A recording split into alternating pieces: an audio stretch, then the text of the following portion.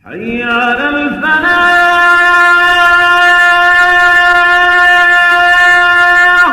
Kalau rumah tangga itu di dalam Islam adalah ajang pahala yang paling besar.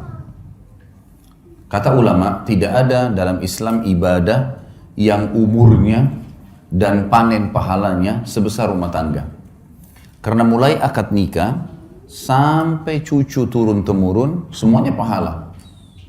Mulai akad nikah kita sudah naik di atas sebuah bahtera. Bahtera ini namanya rumah tangga.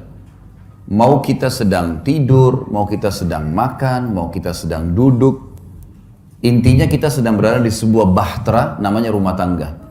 Itu per detiknya kita sedang menjalankan ibadah sebenarnya. Karena rumah tangga sendiri itu ibadah, perintah dalam agama. Dan saya akan masuk ke kiat yang pertama, mempertahankan rumah tangga adalah rumah tanggamu adalah ibadahmu. Maka ikhlaskan niatmu karena Allah. Itu yang paling pertama memang. Teman-teman sekalian, ikhlaskan niat. Menikah itu jangan karena disuruh oleh orang tua. Jangan menikah karena terdesak. Jangan menikah hanya karena suka. Jangan menikah karena semua teman-teman sudah menikah, tinggal kita sendirian. Semua ini teman-teman harus dibuang jauh-jauh. Kalau Anda di sini yang hadir sudah menikah dan dulu salah satu penyebab nikahnya karena 4 hal atau 5 hal tadi yang saya sebutkan itu, maka detik ini diubah niatnya. Karena kalau orang niatnya hanya karena disuruh oleh orang tua, niatnya hanya karena teman-teman sudah terlanjur nikah, sudah terlanjur ada rasa suka, ya, atau semua teman-teman sudah menikah sementara kita belum, akhirnya terdesak harus menikah. Ini semua tidak dinilai ibadah. Memang harus diniatkan, saya menikah karena perintah Allah dan Rasulnya. Sebagaimana kalau saya sholat karena perintah Allah dan Rasulnya. Sebagaimana kalau saya puasa Ramadan karena perintah Allah dan Rasulnya. Saya haji dan umrah karena perintah Allah dan Rasulnya. Coba bayangkan kalau ada orang pergi haji, tujuannya dari awal niatnya adalah belanja. Misal, nanti kalau saya di Mekah saya mau belanja ini, saya mau belanja itu, kalau saya di Madinah mau beli ini dan seterusnya. Dicampur baur antara niat ibadahnya sama niat belanjahnya. Bahkan ada orang karena niatnya belanja, pada saat umroh buru-buru mau selesaikan. Gak dinikmati tawafnya, gak dinikmati sa'inya, gak dinikmati zikirnya, doanya, buru-buru. Bagaimana selesai, masuk pasar belanja. Beda dengan orang dasarnya niatnya ibadah. Orang kalau niat ibadah Bapak Ibu sekalian, maka semua jadi mudah. Saya kasih contoh. Kalau ada orang pergi haji, niatnya ibadah, haji itu capek loh. Berangkat dari Jakarta saja misalnya ke Jeddah 9 jam. Belum masuk ke Mekah sejam 2 jam sampai di hotel. Belum kita harus tinggal di Mina, di kemah, jumrah, panas matahari, desak-desakan sama orang. Kemudian juga ada Muzdalifah, ada Arafah. Paket, capek sebenarnya, letih. Gitu kan? Setiap azan kita langsung ke masjid, walaupun jarak hotelnya jauh. Tapi subhanallah, orang kalau niatnya ibadah, pulang haji ditanya, Bapak Ibu yang sudah capek nih, sudah 40 hari di sana, 30 hari di sana, tanya mau haji lagi nggak? Pasti jawabannya mau. Kalau orang niat ibadah, dia mau lagi. Suka dukanya semua jadi mudah. Yang panasnya, yang makanannya kehabisan, yang hotelnya jauh, terlupakan semua. Yang antri panjang di imigrasi, dilupain semuanya. Karena niat ibadah itu berbeda. Orang kalau bangun sholat malam, dia niat memang ibadah karena mau berkomunikasi dengan Allah, mau beribadah kepada Allah, lain. Dengan orang yang hanya kebetulan pasangannya bangunin, supaya dia bangun sama-sama. Atau mungkin karena teman-temannya lagi kebetulan nginap, misalnya di satu tempat seperti ini, nginap, kemudian teman-temannya semua buat program bangun sholat malam, lalu dia ikut-ikutan. Beda sekali. Makanya harus diniatkan dari awal ibadah. Ada sebuah kata kunci dalam masalah ini. Semua yang berhubungan dengan kita teman-teman sekalian di muka bumi ini, tanda kutip ya, tanda kutip, adalah boneka-boneka yang sedang Allah titipkan. Saya bilang sama istri saya, dan saya juga sampaikan ke Bapak Ibu sekarang, saya juga sampaikan dalam pelatihan-pelatihan saya. Kalau kamu, saya bilang sama istri saya, adalah titipan Allah kepada saya. Saya anggap kamu tanda kutip boneka, tanda kutip yang Allah titipkan, mengatakan Khalid ini istrimu. Didik dia, lindungi dia, berikan dia hasil keringatmu, nafkahmu. Karena saya, maka saya akan berikan pahala, kau masuk surga. Saya bilang sama istri saya, sebaliknya, kamu juga begitu.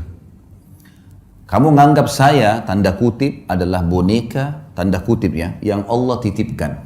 Ini suamimu ya. Layani dia, cuciin bajunya, buatin masakannya, biologisnya, didik anaknya, jaga amanah rumahnya. Karena saya, kata Allah, saya kasih pahala, mati, masuk surga. Ini yang dimaksud dengan ibadah nih. Seperti itu kita memahaminya.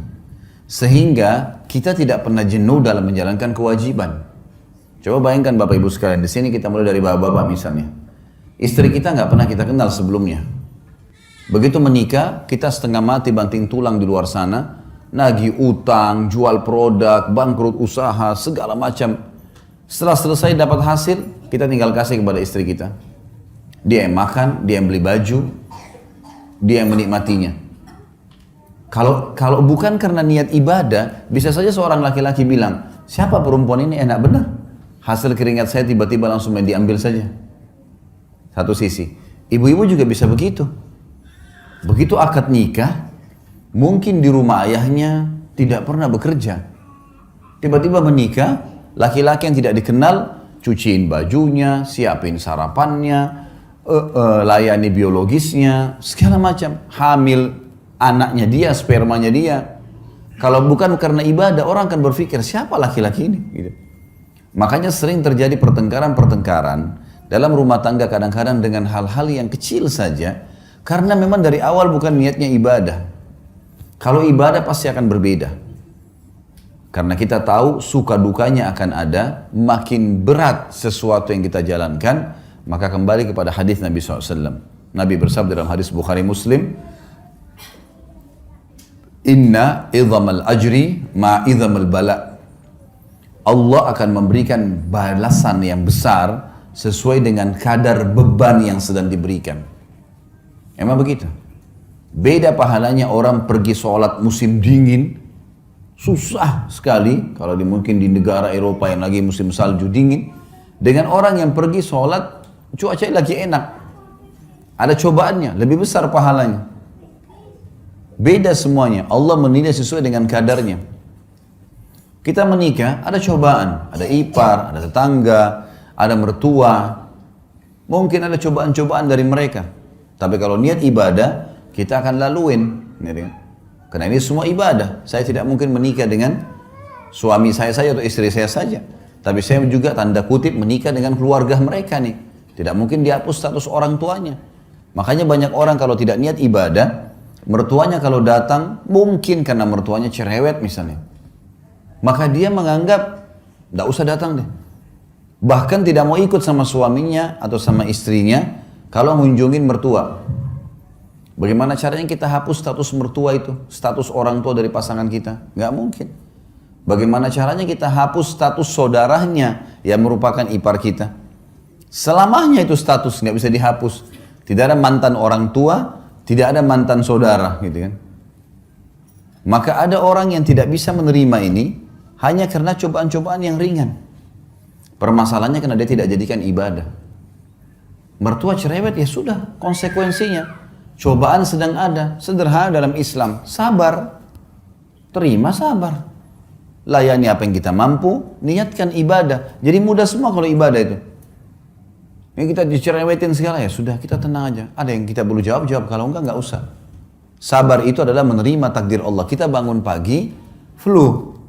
Sabar, gimana caranya? Terima dulu flu itu sebagai takdir Allah, lalu kemudian ikhtiar, cari jalan keluar. Nah itu sabar. Berarti kita bukan berarti tidak sabar kalau kita malah ikhtiar. Kita menerima keadaan, kita nasihatin, coba kita layanin, bersabar. Allah maha melihat kok. Niatin ibadah ini penting sekali. Kalau sudah diniatin ibadah, semua akan mudah kita laluin. Semua akan mudah kita jalani. Kalau namanya ibadah, Bapak Ibu sekalian, pasti akan ada gangguan-gangguan. Karena syaitan musuh kita tidak mau ibadah itu berjalan. Pasti akan digoda. Ingat sabda Nabi SAW dalam hadis sahih, iblis, pemimpin syaitan, memiliki singgasana di lautan. Memiliki singgasana di lautan. Setiap hari anak cucunya melapor. Saya baru membuat orang bertengkar, saya baru membuat orang berzina, saya baru membuat orang minum khamr, dan seterusnya. Sama iblis dianggap biasa. Sampai datang anak cucunya yang mengatakan saya baru menceraikan suami istri. Kalimat ini membuat apa? Iblis mengambil cucunya tadi yang melapor menceraikan suami istri, didudukan di sebelah singgasananya, diberhentiin tugas. Artinya ini prestasi tertinggi. Sampai ulama mengatakan, kalau di luar rumah kita digoda dengan 10 syaitan, maka dalam rumah bisa 1000 syaitan. Bisa saja, mungkin karena istri terlambat buatin minuman, sudah cukup si suami marah, meninggalkan rumah dan tidak ngomong 2 hari. Bisa saja, suami lupa memberikan pesanannya istri, sudah cukup untuk bertengkar, 2 hari nggak ngomong, bahkan sudah bisa mengucapkan kalimat cerai. Godaan syaitan besar, karena ini ibadah. Kita kalau mau bangun sholat malam digoda sama syaitan, kau masih ngantuk, kau masih begini, kau masih begitu, gitu kan.